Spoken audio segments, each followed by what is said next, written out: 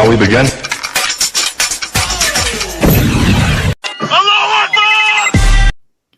Anyway, what's your opinion on how the Middle East was the most developed, advanced regions, and after Islam took over, it was, well, Islam, wherever Islam goes, Islam destroy.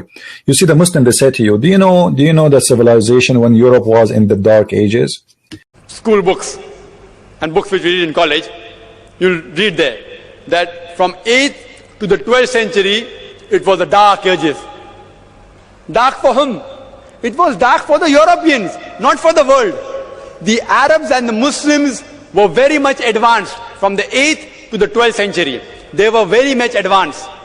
Ages. My friend, the Dark Ages of Europe was 1 billion times than the golden ages of the Middle East, as they claim. The golden age of the Middle East was what? Was the Muslims and the Arab invading every country, bringing the wealth and the money they steal from Persia, from India, from Syria, from Iraq. This is the golden age. They say to you that, let me count for you how many Muslim scientists was in the golden age. My friend, all the Muslim scientists, they call them, they are not Muslims, and most of them, they are killed for they are considered apostate. And technology what we had from 8th to 12th century, what discoveries the Muslim scientists made, it's unbelievable. Today, because science is advanced, we are making so many discoveries. There, with the amount of limited facility we had, the amount of discoveries Muslim scientists made, it's unbelievable. In the time of their life, they were harassed, they were killed, they were beaten to death, and now they are calling them scientists. In the time of their life, who do they call? They call them scientists. They were not considered Muslims. The Europeans, they later on picked up the books of the Muslims and rehashed it and said, we discovered it. See, if you see the discovery that Muslims have made, for example, if you know of Al-Kindi, he was a philosopher, a mathematician, an astronomer. They were not considered Muslims. You know Ibn Khaldun? You know the philosopher Ibn Khaldun? The Muslims are so proud about him. Do you know what Ibn Khaldun he said? About these laws, I want to introduce one of the best people in the history of humanity who talked about these laws. His name is Ibn Khaldun, rahimahullah ta'ala. Ibn Khaldun was born in Tunis and died in Egypt. He said that the Arab are savage and they are willing to burn a library or a palace to take the wood and the pages to cook on them. So what they call them scholars, and they are proud about them, actually those people, they were harassed, they were killed, they are considered not Muslims, and actually most of them, they are not even Muslims. They left Islam. There's a very, very big scholar in Islam. His name is Abu Bakr al-Razi. Abu Bakr al-Razi. Muhammad Zakaria Razi, he was famous in medicine. He was authority on the field of smallpox and measles. This guy, al-Razi, in the beginning of his life was trying like a crazy to defend Islam. I can tell he was a believer. Then this guy, he left Islam. And he said clearly, my find is very simple. Allah did not create anything. He cannot be the creator. Here we go. Al-Razi, 606 after Muhammad. This guy is a big name. He is a scientist. He is a scholar in Islam. He is. And every Muslim is so proud about Al-Razi. Now, if we go and search in Google, who is Al-Razi? You will be surprised. And this is an article actually made by Muslims. Look what the article is saying. Why the following scientist was killed? And he start counting the names. لماذا قتل الرازي? He was killed. And Al-Khwarizmi, he was killed. And Al-Kindi, he was killed. And Al-Farabi, and he was killed. And those are the greatest names in the history of what the Muslims, they call them Islamic scientists. The answer is simple. They are atheists.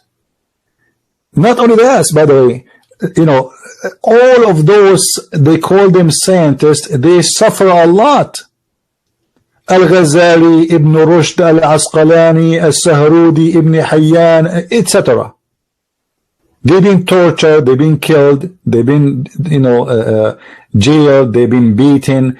All of this because they are not Muslims. But Muslims now, they publish tons of articles about the glorious time of Islam. Those people, they were humiliated because of Islam. And Muslims refuse to consider them as Muslims all those centuries. Now, they want to prove to you that Islam is a religion of science. So they start quoting their names. You see, the founder of Apple company, his father was Syrian, his real father, but this guy, he did not grow in a Muslim family, and he's not Muslim. Trust me, in 20 years from now, the Muslim, they will say he's a Muslim. In 50 years from now, they may make a book about him, a great Muslim scientist who created the first iPhone. But this guy, he don't give a garbage about Islam.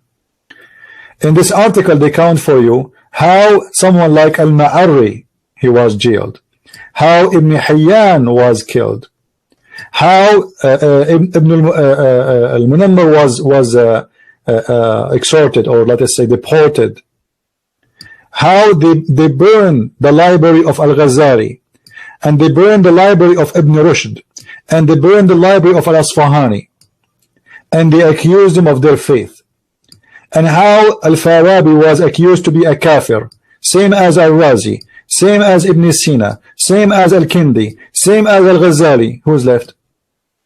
One of the greatest writers in the history of the Middle East, his name is Ibn al-Muqaffa. Any one of you heard of the book? It's called the Thousand Night and Night. Anyone remember this book? The Thousand Night and Night. You heard it before? This is the guy who wrote it. Do you know what they did to him? You will not believe it.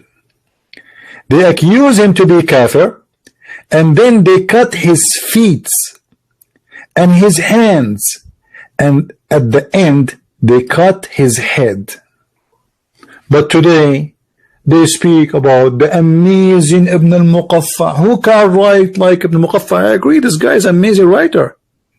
This guy is an amazing writer. There's no question about that. They will not tell you what they did to them. They are not Muslims, they are out of Islam, and they were killed for that reason, and they tortured them. They cut his hands, they cut his feet, they crucify him, they cut his head. And now they are proud about them. Do you see how hypocrite they are? There's another scholar, his name Ajad ibn Durham. They cut his head. I'm just reading the article, by the way.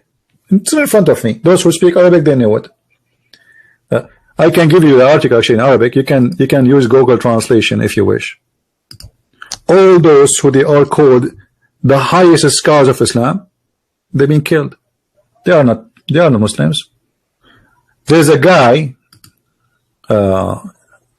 his name is Lisanuddin Ibn al-Khatib. Not only they killed him, they burned his body. There's another scientist, his name Ibn al-Farid. They chase him and he run. Nobody knows where he go.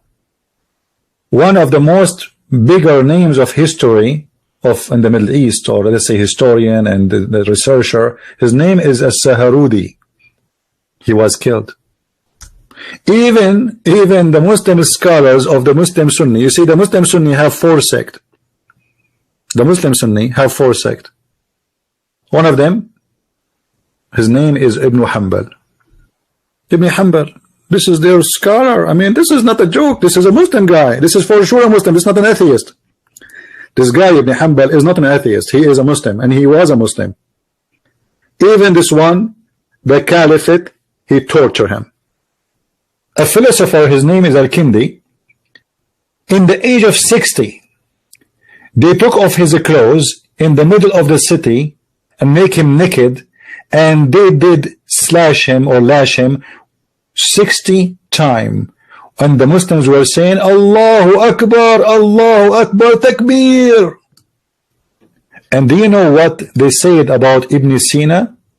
You will never find a Muslim is not proud about Abu Sina, who is a doctor, who is not even an Arab. He is from, he's a Persian originally. Their book says that Ibn Sina was the Imam of the atheist, same as they said about Abu Bakr al-Razi. So who's left? Who's left? Muslims, who's left? I don't want to read the rest because there's still more. But who's left? Nobody left. But yet in their speeches about scientists, the glorious scientists of Islam, we find that all of those are atheists. You see how they lie to you? This is how they lie. Who's left? I don't know. Nobody.